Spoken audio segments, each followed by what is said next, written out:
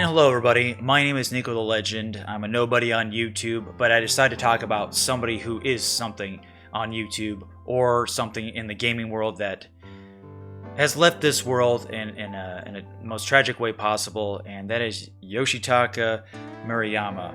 It's still hard for me to remember the name, because this is actually somebody's name that I recently found out about, but because I played Suikoden and I've been a fan ever since the early 2010s. I'm late to the game, I know, but no time like the present. I am here to pay respects to this man who is no longer with us, because he's got a big game called Eiyuden Chronicles coming out, and I feel like it's my job to share who he was, what he created, and what he was all about, just to share the message. I don't want any credit, because what I'm about to read to you is, you may make the argument that it's lazy video, but I'm reading this article that Time Extension put so well together that I feel like I owe it to them to give them credit, and then Yoshitaka Murayama credit as well.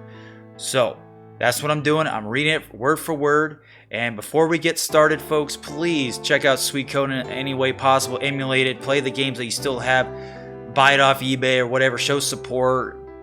I know Konami's not getting any money if you're buying off eBay and stuff, but just the fact that you're playing this guy's creation, especially the first two games, or just the franchise itself, great. If you can't do that, try to support Eiyuden Chronicles the best way you can, because this guy definitely deserves. This guy is a genius, and you're about to find out why.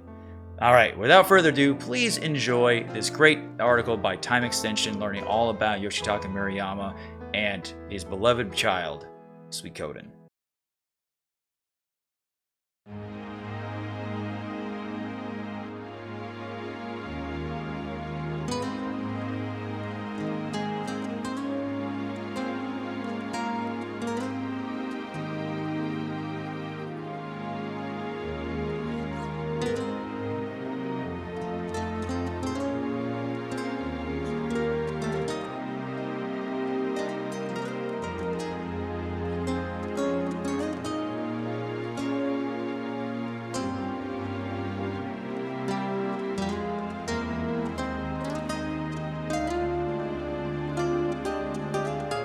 With the recent passing of Yoshitaka Murayama, the world has been robbed of a creative visionary.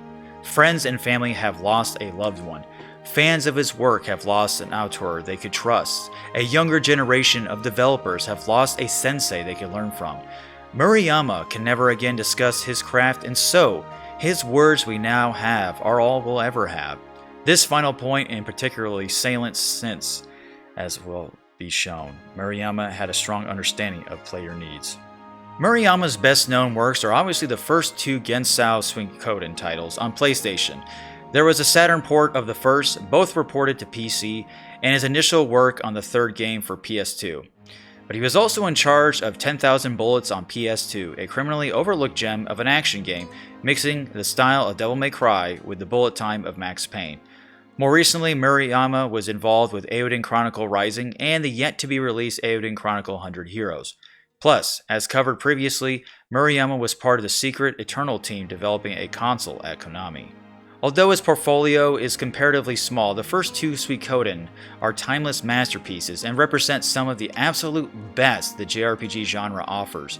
This is evidenced by the first regularly top £100 for sold auctions, while the second goes for more than twice that. When researching the untold history of Japanese game developers, your author was fortunate enough to interview Yoshitaka Murayama, kindly felicitated by Harry Inaba and Jeremy Balstein, localizers on the first and second game, respectively. Inaba gave some insight on the first localization, joined by Balstein and Casey Lowe on the second. It came to 6.4k words over 13 pages, going in depth on the creation of the games. Given Murayama's passing and Konami's HD remasters looming, please enjoy this feature. All quotes from the Murayama are from original research. We provided links to further reading and other interviews.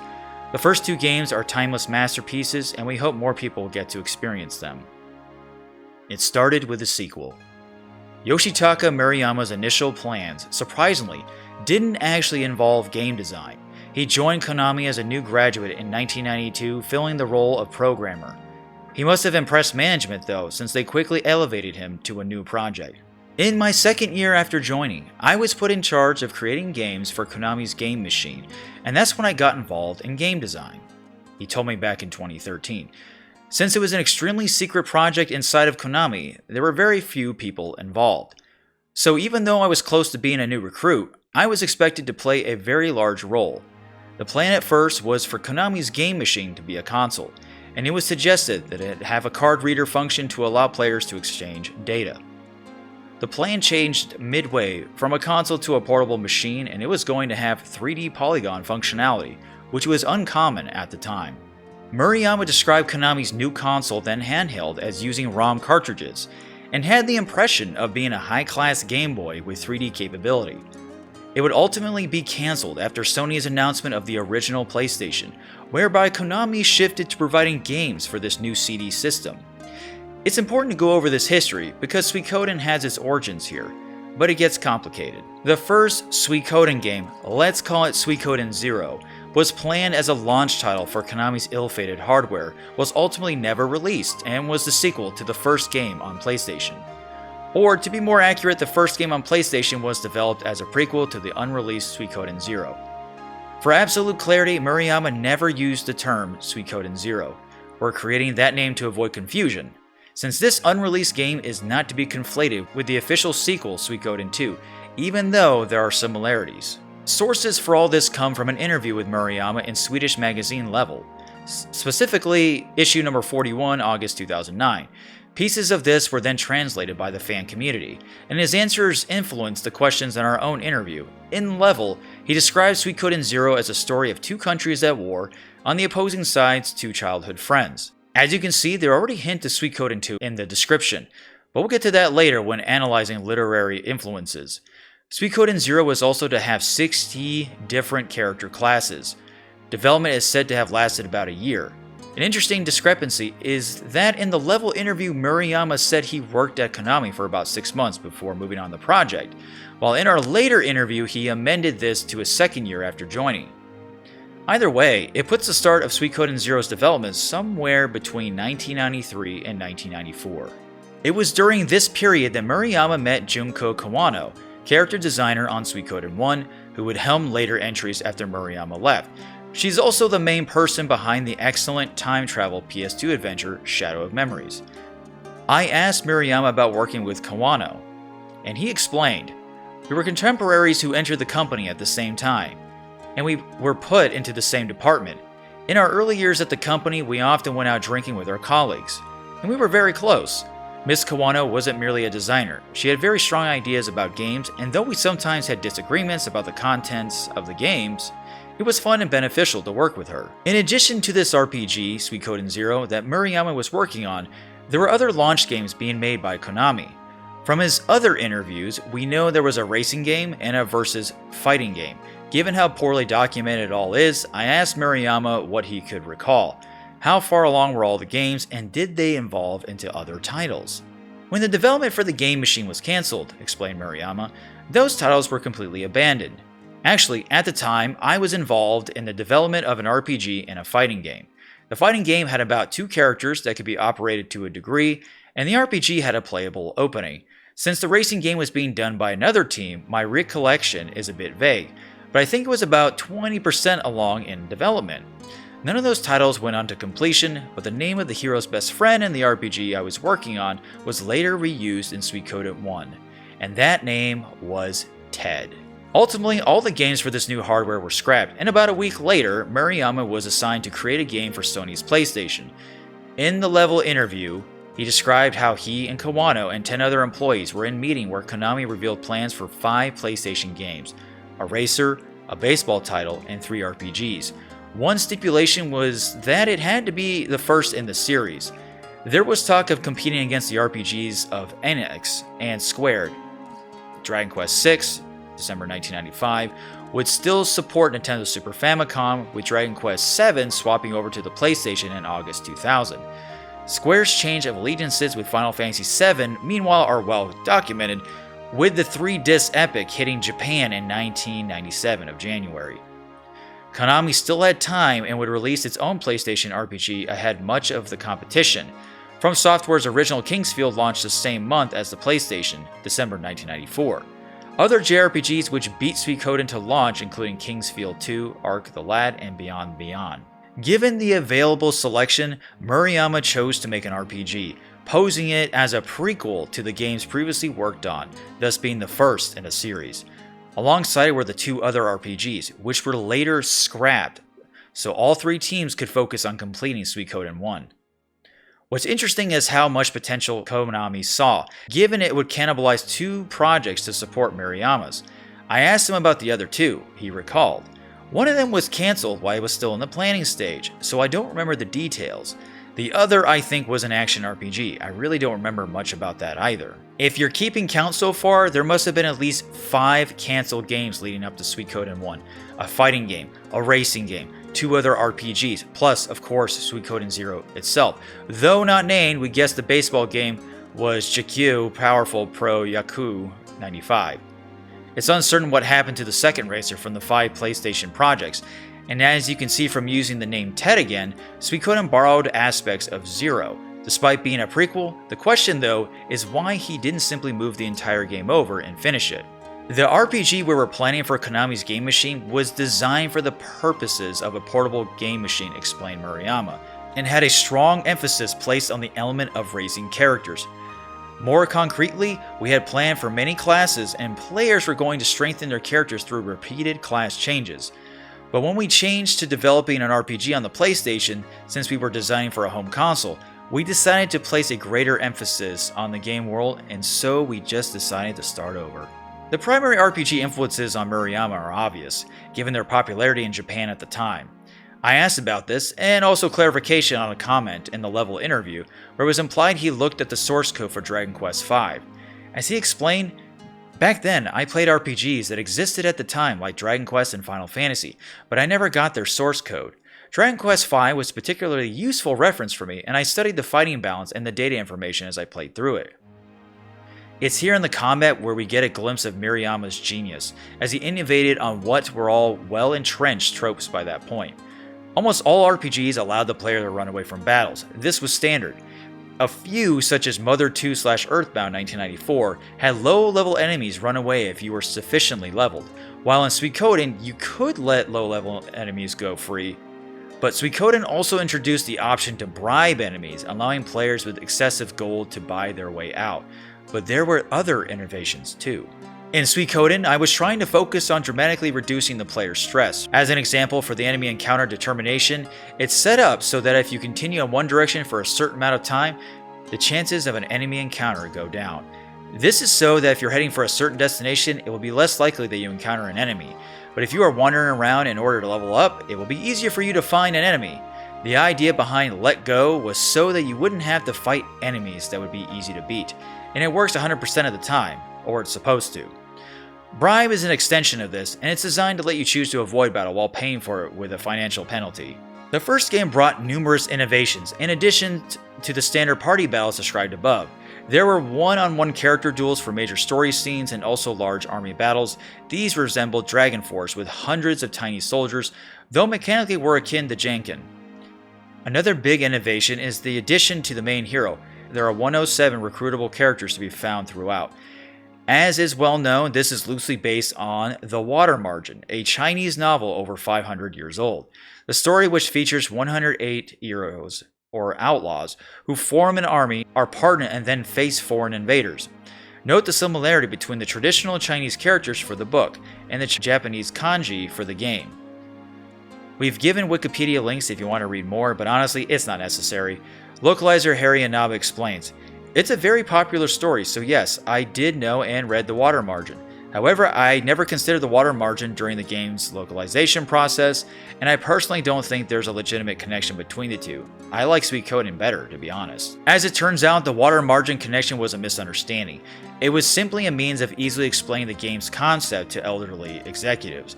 As detailed in the Level interview, what Murayama had wanted was a large ensemble cast of supporting characters influenced by his favorite anime and manga, but he figured his bosses in their 50s wouldn't understand such examples, so he used something older, more literary, and a metaphor which he felt they would understand: the water margin.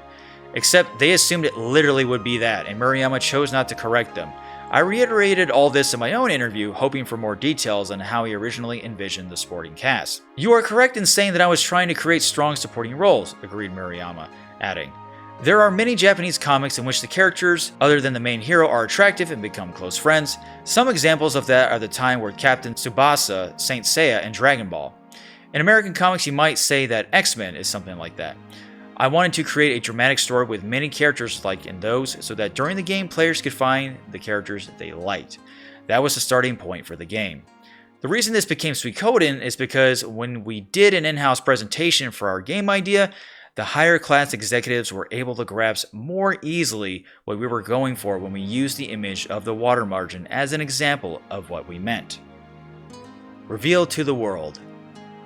Early publicity included footage shown at Part V Jump Magazine V Festival 94 with a subsequent VHS tape produced by Shueisha. Here's a direct link to the Suikoden section. The presentation was full of JRPG goodness since, in addition to Suikoden, it featured Dragon Quest VI, Chrono Trigger, and Breath of Fire 2. Capcom staff were obviously present, and Murayama has a fun anecdote about the reaction. "This is the event where Suikoden was first unveiled. I was sitting in the participants area, and when the Suikoden announcement video showed there would be 108 characters, I remember there was a Capcom guy from the Breath of Fire tomb sitting next to me, and he said something like, 'Are you seriously going to do that?' Laughs. Also, since we were still in the middle of development, the one-on-one combat scene was different than the one that eventually made it into the finished version. The screen shown was a visualization that Ms. Kawano hurriedly drew and put into that video." When it came to Western coverage, a lot can be said. But it's important to grasp the zeitgeist of the times. Most magazines had already jumped aboard the Final Fantasy VII hype train, where seemingly every month journalists would contrive some way of covering it, so other RPGs tended to be viewed as mere stopgaps. A lot of the PlayStation narrative in magazines was also guided by a more laddish pseudo-adult culture where hints of sex and violence were enamored, and there was less appreciation for nuance or beauty. Furthermore, Sony Computer Entertainment America had officially mandated an internal evaluation team which was opposed to 2D games, severely limiting the 2D releases compared to Japan and Europe. We're describing all this to you so you can visualize the unreceptive environment Suikoden faced outside of Japan, and then be impressed when you see how it managed to overcome such challenges.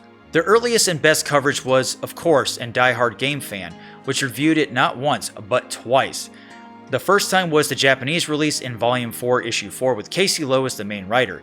That specific issue was this author's first introduction to Suikoden, and the words and screenshots provided by Lowe made it a more exciting proposition than any other JRPG of the time, Final Fantasy VII included. The existence of those pages, like a laser through time, would result in the entire series being played, its creator being interviewed, and now these words you read here. At the time, Lowe also stated worryingly that prospects for an American release are looking pretty slim. Their review crew scores were Lowe 97, David Harrison 90, and Nick Desbarres 90. In a neat twist, years later, both Lowe and Desbarres would translate the sequel alongside Metal Gear Solid localizer Jeremy Blostein. The second Game Fan review was for the official US release in Volume 4, Issue 12. The three staff scored it 90, 95, and 96, with Lowe again acting as main writer. He spoke about how it took the genre in new directions and eclipsed all the other RPGs released that year. Electronic Gaming Monthly issue number 90 scored it an 8.5/9/9/8.5, winning the Editor's Choice Silver Award. The four reviewers referenced Final Fantasy VII and Dragon Force, but admitted it was, for the time being, the best RPG on the PlayStation. Other US mags scored it highly too. In the UK though, Suikoden struggled somewhat. Edge gave it a 7 in issue number 41, shoehorning into a 1/6 of a page review, 2 paragraphs long. Unambitious, it said. Computer and Video Games, meanwhile, scored it a 3 out of 5, which is basically a 6. In fairness, they did praise Suikoden in the conclusion, but if you read any UK magazines from this era, all of them, apart from Superplay, seemed to express shame when playing RPGs. Regarding the English release of Suikoden, localizer Harry Inaba had some great anecdotes. At that time, I was working in the HQ office, mainly dealing with special tasks which didn't belong to other divisions. He begins adding, "So Suikoden was given to me as a special task, and I organized a task force under my given authority. I don't remember how long it took since it was so long ago. It was officially a PlayStation title.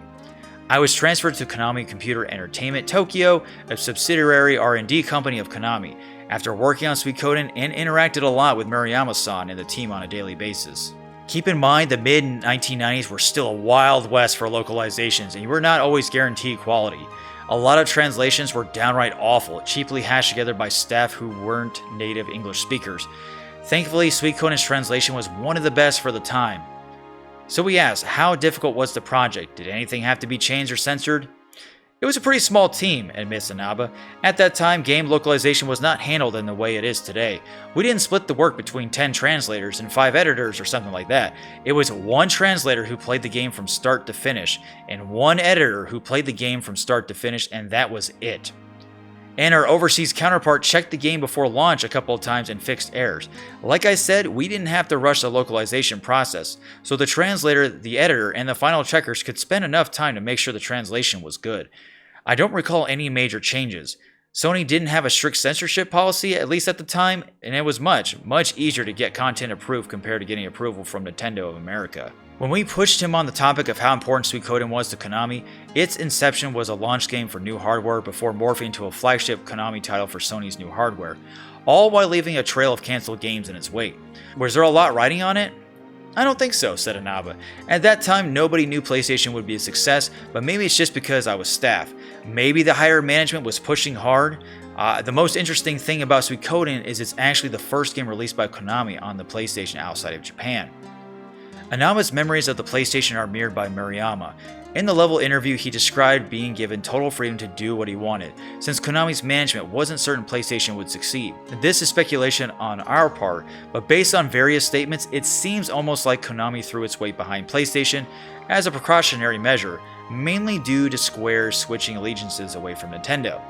This attitude is also reflected in magazines pre-launch. Ridge Racer may have been impressive, but the journalists seemed convinced it would be another Nintendo versus Sega hardware generation. As for Suikoden being the first Konami PlayStation game outside Japan, some sources claim NBA in the Zone predates it by a couple of weeks, but we couldn't verify this. Roughly 3 years after the first Suikoden, in December 1998, Suikoden 2 would launch in Japan.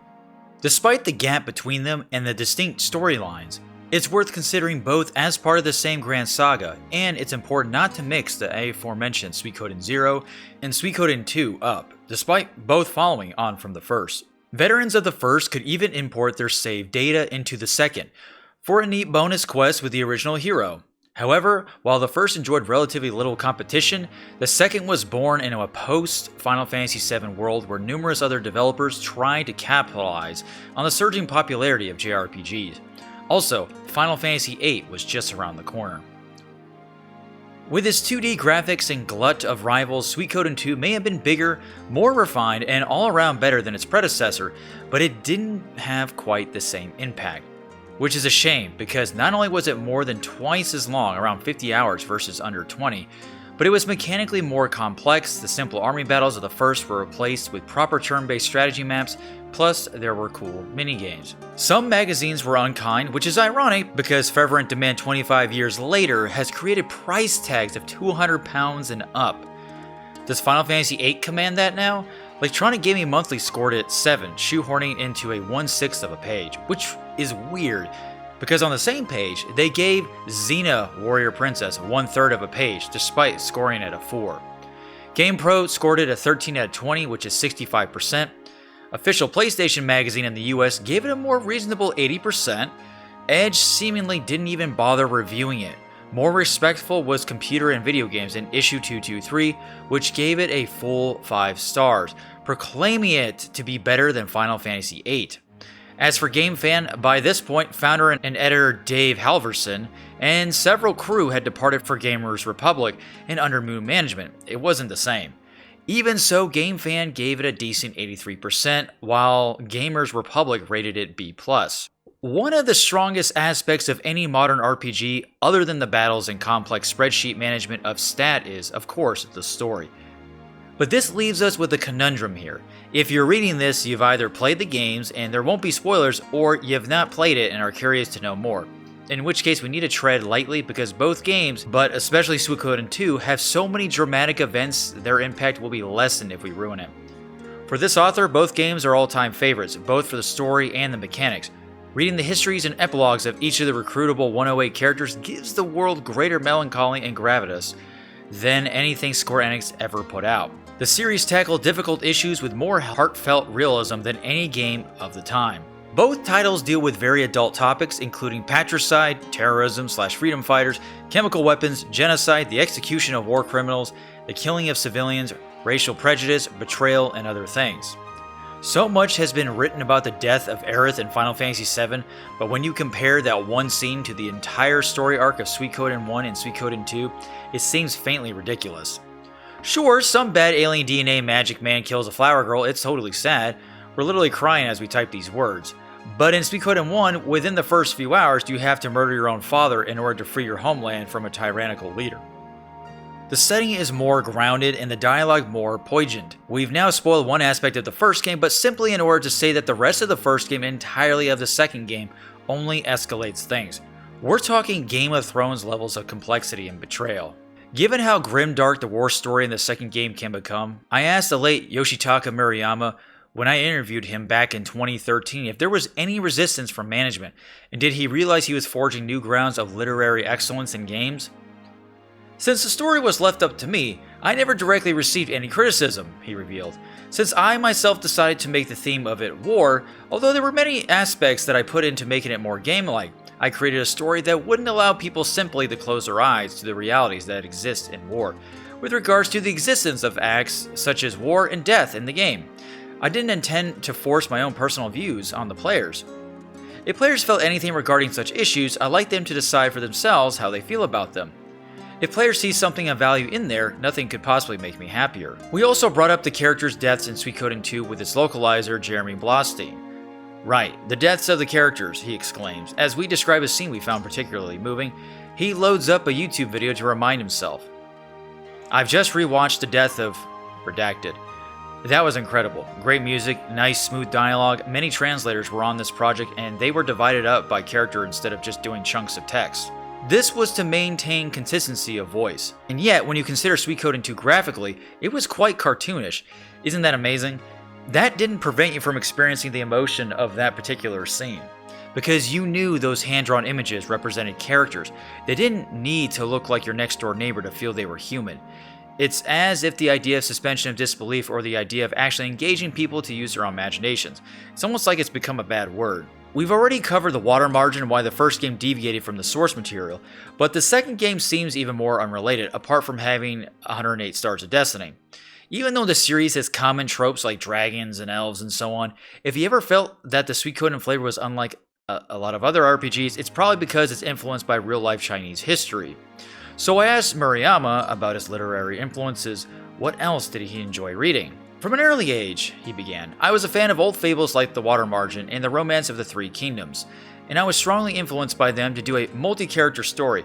However, I decided that a pure Chinese-style worldview was not a good choice for a Japanese RPG with a major fantasy focus, and so it became a half fantasy and half Chinese-style worldview. For Suikoden 1, I designed some story episodes based to a degree on The Water Margin, but since Suikoden 2 was based on the story Ku and Ryohu, it got rather far away from Suikoden. While The Water Margin and The Romance of the Three Kingdom novels are well documented in English, this Kaoyu and Ryohu was a little more difficult to place. Googling the Japanese brings up manga, board games, all computer games, and a whole wave of semi-related material. So we asked the Japanese Game Preservation Society, who explained that Murayama likely meant this Japanese novel, which began serialization in the 1970s about the rivalry of Zhang Yu and Liu Bang, based on real events from the Chu-Han War. In 1984, it was condensed into 3 volumes. There doesn't seem to be any translations or even much information in English. For an intensely detailed analysis of the story in Suikoden 2 in relation to the above, see this interview on the Shalumptians. Basically, the hero in Suikoden 2 represents Liu Bang, while his childhood friend Jowie represents Zhang Yu. Translating all this narrative into English was quite an ordeal, far more difficult than the first game. Localizer Casey Lowe shared some lengthy anecdotes of what it was like. I believe everyone was working at their individual homes. We had no ability to add text boxes, and our English text had to fill the same size text boxes as in the Japanese version. The release version ended up using a non-fixed length English font that seemed to allow more text than the Japanese font, and at some points in the game, like the endings, they did manage to increase the size of the text windows. But at the point at which I was working on the project, We didn't know that would happen, and our marching orders were to stick to the original Japanese character limits. Writing the same line in English usually takes at least twice as many characters, so if the original Japanese line filled up all 4 lines of the text box, then the English text would need to be cut to the bone to make it fit. That meant going over every line a dozen of times, replacing every word with its shortest possible synonym, cutting every bit of flavor and information that wasn't absolutely essential, deleting any idiom that wasn't more space efficient than what it represented, and so on, until lines I had once been proud of were reduced to elementary school primer text. And then, since the final game did end up having a thinner font that often didn't fill up the text boxes, it often ended up looking like we made those cuts for no reason at all. What about the background to all of it based on the Chinese history? It's been documented Murayama created an encyclopedia to keep track of the game's complicated lore. What did he recall of this? It was a digital Word document, explains Lowe, but I don't recall the page count. Probably a fairly standard world-building document by today's standards, but in that day and age, it was pretty shocking to see a video game with a depth of background comparable to a fantasy novel series. I believe it was all text, although there may have been a map included. I'm not tech-savvy enough to know if the files we were working on were source code or what, but I recall it's strings of English text and files full of gibberish. Probably the instructions regarding the text and character portrait display. I believe we were eventually able to figure out which character was speaking by matching hexadecimal strings or something. Fortunately, Nick and I were big Suikoden fans who had already played the game and were able to recognize much of the out-of-context content, which was why Jeremy Blostein gave us a chance instead of working with more experienced translators who wouldn't be willing to spend so much time navigating through a game as they worked. Blostein's recollection of the project is of wanting to make each character unique, but feeling constrained by the limitations of English. As he explains, it's my recollection that the assets came to us in a rather disorganized way. Things wound up being kind of disorganized. When you have Suikoden 2 with its 108 characters, right? 108? You'd like each character to have a unique voice. What most people don't understand is that Japanese offers you the opportunity to have an extremely wide range of voices in written material. Because it's a manga culture, or the fact Japanese can be written in 2 or 3 different writing styles, there's so many different dialects. In Japanese, you can make a lot of things clear in the way that you write dialogue. The reader can read it and say, this is an 80-year-old person from the northeastern region of Japan, who has a lower class education and a bad sense of humor and watches a lot of cop dramas. You can get all of that just by how you write down the written word. Now in English, you don't have that. But now you've got 108 characters to localize. Despite a few vocal fans who criticize the localization, playing through Suikoden 2 still packs a phenomenal punch. A testament to how good the original material was, matched by the detailed pixel art and evocative soundtrack. We weren't able to speak with any of the artists or composers, so we'll just leave you with this rousing opening. Despite how emotional the narrative could be, there was still time for lighter moments in Suikoden 2. One of the best was the new cooking minigame. Throughout the game, you can find recipes and condiments and then participate in culinary tournaments against a rival, then be judged by your peers. In a previous interview, a colleague of Murayama claims there were 240 varieties of food in the design documents, so I had to ask him directly about this wonderful distraction. As Murayama explained, at the time, there was a popular manga that showed off the beauty of food in the competition format. I think we were strongly influenced by that in making this minigame.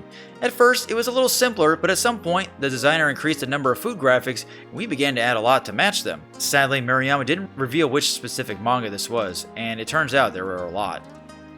After such an in-depth conversation, it seemed there couldn't be anything left to say, but I asked anyway. Is there perhaps any anecdote no one has heard before? Murayama did not disappoint. That's a tough one, he laughed at him. The voice of the flying squirrel, Muku Muku, from Suikoden 2 was done by me. Despite the sad passing of Murayama, let's try to end on a positive note. If you read this feature and the words resonate because Suikoden holds a special place in your heart, and perhaps you identify with someone specific within, take comfort in the fact Murayama knew of your joy.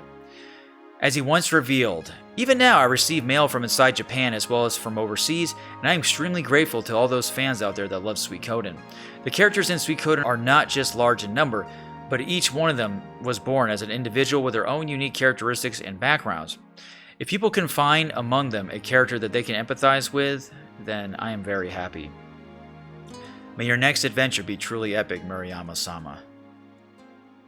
And that is the end of our great tale, and a good goodbye to the great Yoshitaka Murayama. Much information has been said here, and I really hope that you guys took the time to hear this all out on the legacy that this man has left for us to enjoy while he lives in his own wherever he's at now. Like I said before, it's very tragic, and I hope this inspired you to check out these RPGs, these JRPGs of truly one of the best JRPGs series I've ever encountered. Suikoden 1 and 2 holds a special place in my heart, and I'm sure many of you are thinking the same. Like I said, check them out. Check out Eiyuden Chronicles if you haven't already. If you want to play a spiritual successor to it and you can't find anything for cheap for these games physically for your PlayStation, you could always emulate it. That is always for free if you have a PC to do it. But folks, like I said before, I'm not here for subs. I'm not here for any of that. I'm just here to spread the word of great articles that Time Extension has done.